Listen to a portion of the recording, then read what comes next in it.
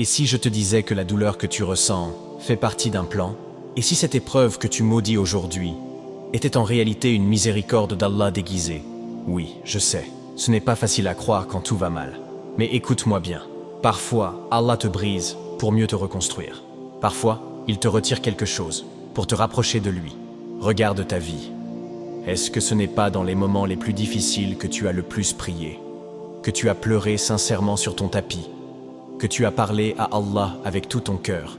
Allah dit dans le Coran, « Il se peut que vous détestiez une chose, alors qu'elle est un bien pour vous.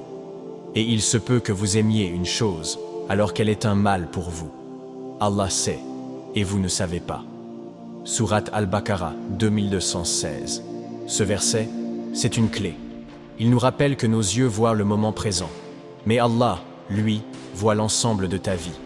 Il connaît ton passé, ton futur, ton cœur, tes forces et tes faiblesses. Tu vois peut-être une porte fermée, mais Allah t'évite une chute.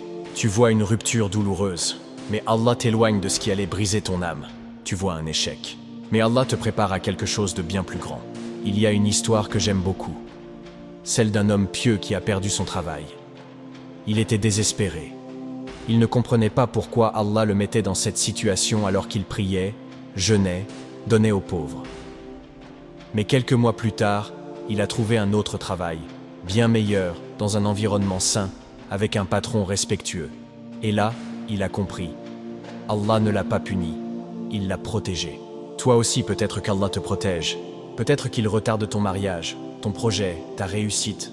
Pas pour te faire souffrir, mais pour que ça arrive au meilleur moment, avec les meilleures personnes. Allah ne fait jamais rien au hasard, jamais.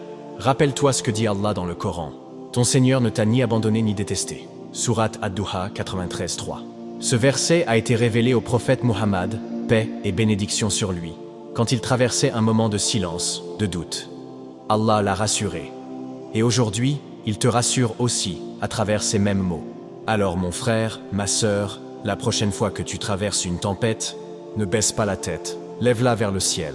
Dis, « Ya Allah, je ne comprends pas, mais j'ai confiance en toi, parce qu'il est le meilleur des planificateurs.